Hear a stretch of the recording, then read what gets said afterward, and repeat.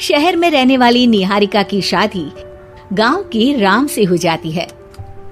निहारिका को ज्यादा किसी चीज का शौक नहीं होता, जिस वजह से वो ससुराल में खुशी से रह रही होती है। लेकिन गोलगप्पों का प्यार सबको बहुत परेशान करता है। देखो जी, हमारी शादी को ना 1 हफ्ता हो गया और मुझे गोलगप्पे खाए हुए पूरे 7 दिन बीत गए। इतने लंबे समय तक अपने गोलगप्पों के बिना मैं आज तक नहीं रही। ओहो, आई बड़ी गोलगप्पे खाने वाली।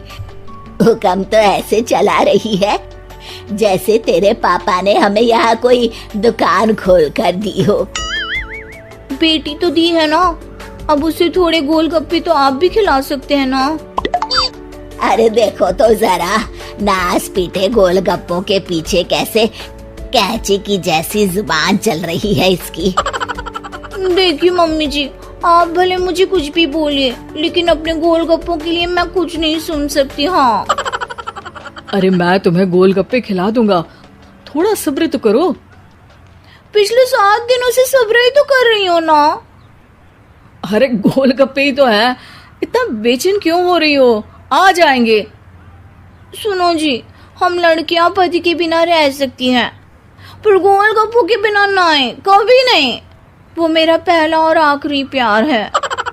निहारिका की बात सुनकर उसकी सास और पति सिर पकड़कर बैठ जाते हैं।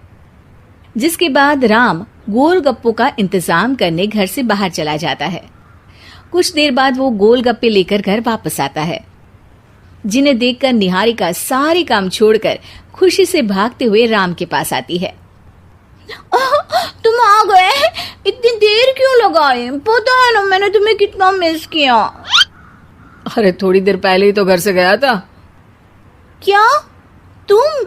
अरे मैं तो अपने गोलगप्पों से बात कर रही हूँ, तुमसे नहीं। निहारिका का गोलगप्पों के लिए ऐसा प्यार देखकर राम हैरान रह जाता है। अब वो गोलगप्पों को प्लेट में अच्छे से सजाकर उन्हें खाने बैठती है, लेकिन पहला गोलगप्पा खाते ही वो गुस्से में प्लेट खिसका देती है। ये कैसे घटिया गोलगप्पे उठा कर ले आए? न पानी में स्वाद, न गोलगप्पों में। हाय हाय, महारानी के नखरे तो देखो, इन्हें गोलगप्पे में भी अलग अलग स्वाद चाहिए। ठीक है, आप लोग इस पर बहस मत शुरू कर देना, मैं ना कल दूसरी जगह से खरीद लाऊंगा, ठीक है?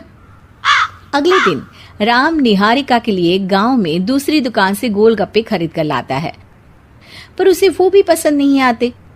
जिसके बाद बहुत दिनों तक यही सिलसिला चलता रहता है, जिसमें राम अपनी पत्नी के लिए दूसरे गांव तक जाकर वहां से भी गोलगप्पे खरीद कर लाता है, पर निहारिका को कहीं के कोई भी गोलगप्पे पसंद ही नहीं आते।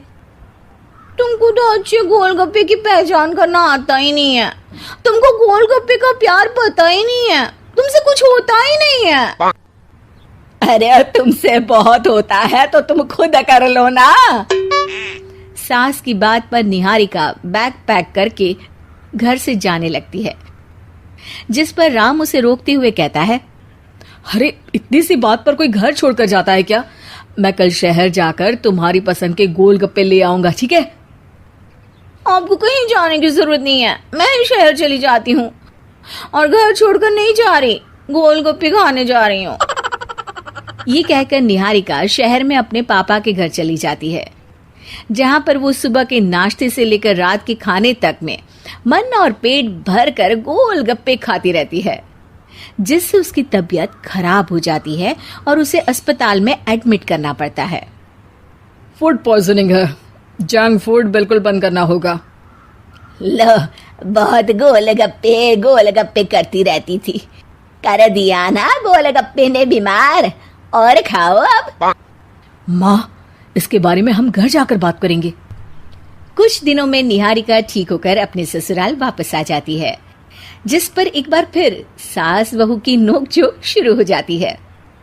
अब थोड़े दिन अपने प्यार से दूर रहना, नहीं तो इस बार सीधा भगवान के घर पहुंच जाओगी। इस बार सास की बात का कोई जवाब दिए बिना निहारिका अपने कमरे में चली जाती है। बीमार होने की वजह से निहारिका गोलगप्पे तो खा नहीं पाती, लेकिन अभी भी उसके मन में हर वक्त उन्हीं के ख्याल चलते रहते हैं। हाय मेरे प्यारे गोलगप्पे, इस कल मुझे फूड पॉइजनिंग ने मुझे मेरे प्यार से दूर कर दिया। मेरे गोलगप्पों, मुझे तुम्हारी बहुत याद आ रही है।